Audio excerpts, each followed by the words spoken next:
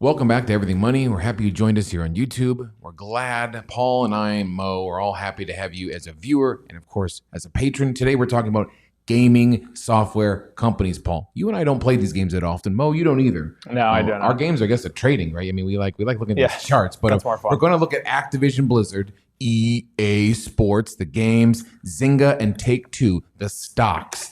Gaming is up, Paul. People love it. It's a damn sport. It's on ESPN. They fill arenas with gamers. It's a big thing that we were told when we were young, Mo. Well, you're not young enough. Paul, we were told you're stupid for playing games by your parents. This will never amount to anything. And then they bought us games. That's right. That's right. I think they just built an arena for games in Texas. It's amazing. And so, and University of Kentucky, I believe, has a e-gaming division or something. I have a friend back in the day. He was playing video games for a living, like Halo and stuff. He was making $250,000 a year.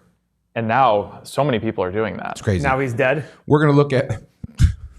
He's still alive. We're going to look at these stocks, use our 8 pillars to see where they're at in terms of fundamentals. Are they overpriced? Are they overhyped? Let's take a look, Paul. Let's look at these 4 companies. So whenever we look at a group of companies, I just want to just immediately cut to the 8 pillars on our software that just spits it out for you. So if this is the first time, let me cut you off. If this is the first time you're watching us, we look at stuff. We do zero due diligence, can't you tell, on these companies. You can't possibly look at 10,000 companies all at once. Thoroughly. So let's use a little screener from the top to say, am I interested in maybe taking a look at the 10K, the trends? So we use our 8-pillar analysis to look at these companies, and Paul's going to pull them up right behind you, baby. Okay, so the first one is Activision Blizzard. We've got 3 X's. Now, when I see these 2 X's, but a lot of green over here, it tells me one thing. The stock's just overpriced right now, okay? You mean the fundamentals, the revenue, the profit, Correct. All that is looking pretty good. Now, they have issued a lot of shares in the last 5 years, which is kind of annoying, but when you're overpriced, you're issuing shares, it's not the worst thing in the world. But I look at this saying, okay, I would be interested in Activision for one reason.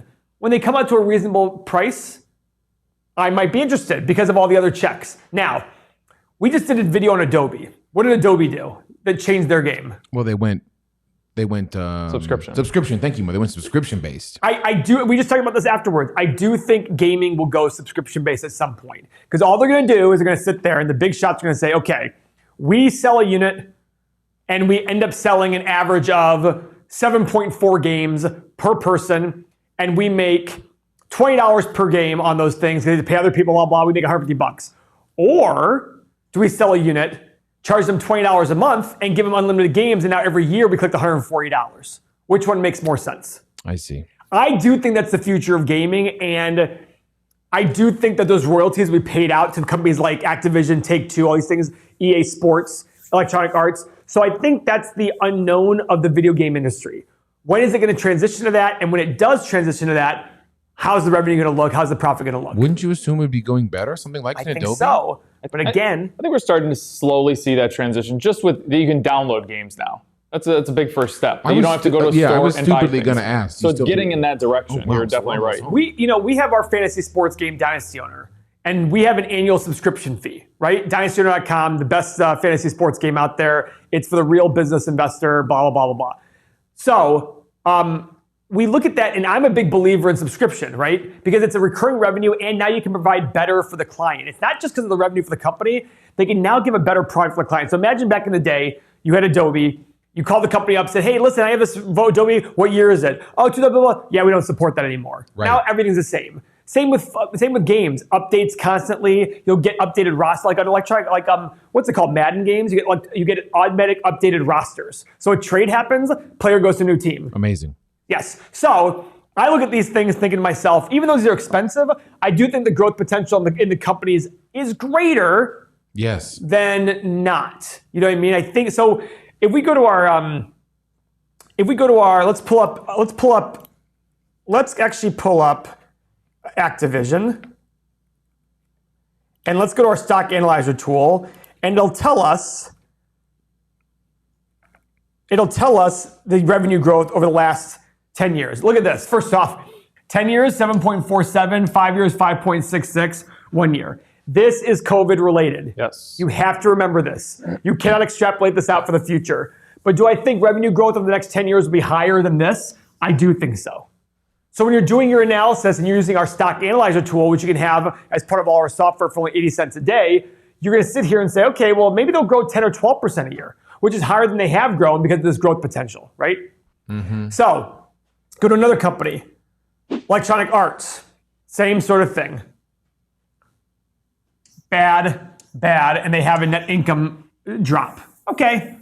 I think Electronic Arts, what are their big games? They're all of the sports games, right? It's a lot of sports. I don't think those are going away. Don't they do Call of Duty? Oh. Yeah, that's Activision. I don't think sports games are going away either. No, I don't think so either. Unless all the sports leagues pull their contracts. Like Would MLB, they do that? MLB did that from EA Sports. Why? I don't know. Who did they go to? They went to, now it's MLB The Show. I don't know who makes that, but that in 2005 or That's something EA, that was the last year. What's that? I think it's EA. Isn't MLB The Show EA? No. Oh, it's not? No. Anyways, next company, Take-Two. Another one. Shares outstanding have increased a ton, but they have checks everywhere else, and then the valuation metrics are terrible. Okay. That final one, Zynga. Zynga is big on the phone games and Facebook games and all that stuff. Oh, this is bad. I thought this was going to be bad. This is just awful. Okay, so the whole thing is, but they have major growth, but here's an issue I have with Zynga. Look at that big growth last year, and look at that net income. Did they have a write-off or something? Because this is bad. Did they have a write-off? No, barely. $5 million? Oh my God, they lost a ton of money. So this is a concern of mine. Why does Zynga make record revenue, triple of 5 years ago, and had a big loss? And they have a lot of losses along the way. Loss. 8 of the last 10 years, they had losses. So I'm looking at this saying, there's something in the company. Are they just spending a lot of money for growth? That could be it. Somebody might sit there and say, hey, their marketing expenses are very high. Great, but you still got to see a path to profitability at some point. You can't have losses forever. Why? Because every investment is the present value of all future cash flows. $1 a year for the rest of the time, and you have -8, -5, -4, -6, -10. This is bad. You have to have some profitability at some point. There has to be a future profitability in order to get there, in order to get a present value, right? So I look at these games, I look at these systems and say, let's actually do a stock analyzer tool for Activision. So we're going to go to Activision. I'm going to sit there and say, let's be aggressive. Let's say they go, you saw Adobe. Adobe almost tripled their revenue when they went to the subscription model, right? Yeah. I don't know if that's the only reason why. We didn't do thorough due diligence on it. That's what we don't do that here. So let's say 15% revenue growth. Okay. Share buyback. They're issuing more shares. Let's just say they keep them the same. I want to make 10% of my money. Future PE, we'll call it 18 to be high. Profit margin, 20%. Free cash flow as a percentage of revenue, 20. Actually, I'll probably go higher. This will probably go to higher, 25%. Let's call this 30%. And free cash flow multiple, also 18. 7-year analysis. What's the current price of Activision? $94.56. So I'm making aggressive assumptions here. It doesn't even have it. It has it between 91 and 109. So guys, this is the whole point I'm trying to make about investments, okay? When you buy an investment and you make these aggressive assumptions, it's just math. You're going to work backwards. That's what the computer does for you. It's going to tell you, great, if these things pan out, this is what the stock is worth. I assumed revenue growth double what it did in the last 10 years.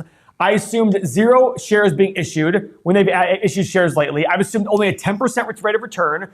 And the more unknowns and the unknown of the future, the higher return should be, because you should be paid for those unknowns, right? Well, this sounds all complicated, Paul. It does not sound complicated. As a normal person out there, all I hear is these gaming systems are going bonkers.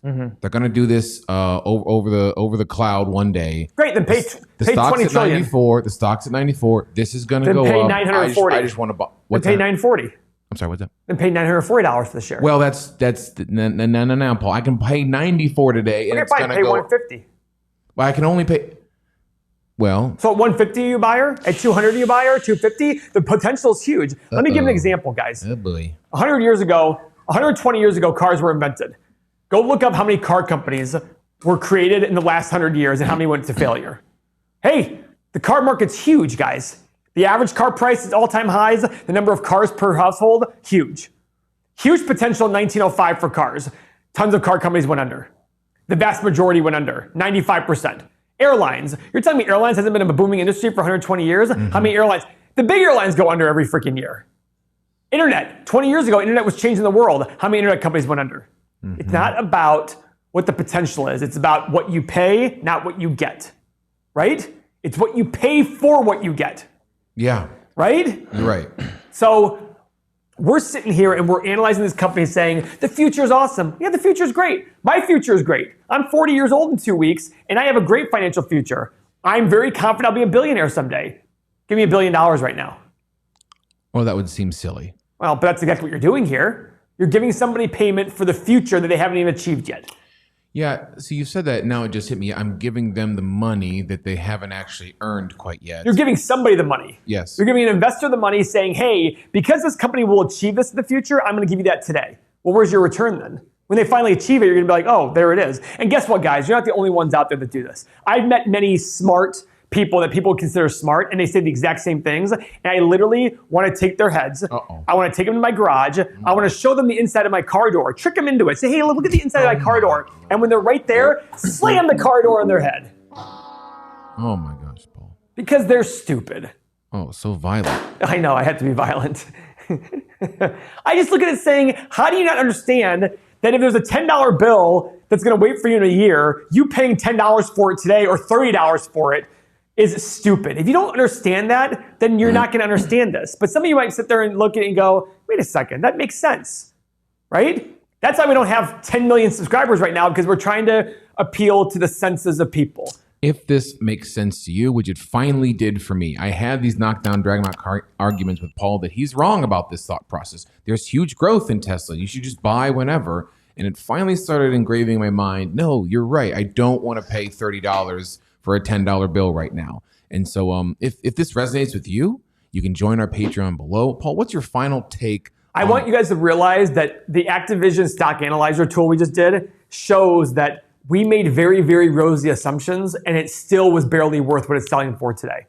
I just want you to be very careful that when things are hyped, like the last year was very hyped for these stocks, because in the last year, what did you have to do? All you had to do was sit home and play video games. That was it. So their revenue was huge.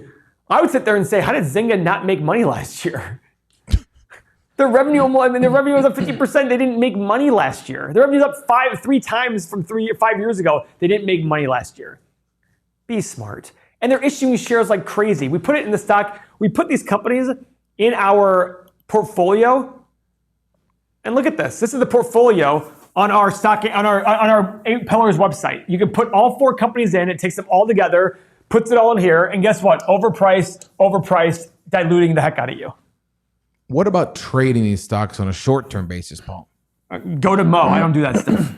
Mosif, the man. Go ahead. So Activision Blizzard, I mean, even with companies that have these big gaps, I don't know what that was for. But now let's just look at it from a shorter perspective and see what we can do with it. So your trend is coming down right now, and you see you're in that overbought area. You see how the red line is kind of crossing under. It's starting to maybe make that downward trend. Now, it's been doing that for quite some time. It increased and it's just been going sideways for a little bit. With these things, it just depends where gaming goes. It depends what kind of volume comes into these things. Are these traders bullish about it or bearish? If it was me right now, I would just sit tight. If it makes a new high up here, go ahead and keep going with it if you already have it. If it breaks down and starts moving into this downtrend, you can definitely short this thing. You want to look at another one? Sure, go ahead. Which one do you want? Well, not Zynga, but Not how about Zynga. EA? EA? Let's look at EA. EA is probably a very good one. Let's see here. They've had a really good run too. But see, they're in that same spot that they're just starting to maybe break down into that downward trend. So something is going on in this gaming market where they're all kind of looking the same like the airlines were.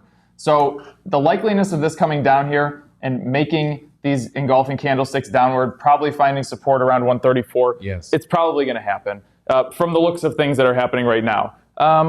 But yeah, I mean, they're all kind of looking that same way. So if you're into these or you want to be with these, if you're going along on them, just make sure you have your stops in place because it looks like the trends are starting to come down on you.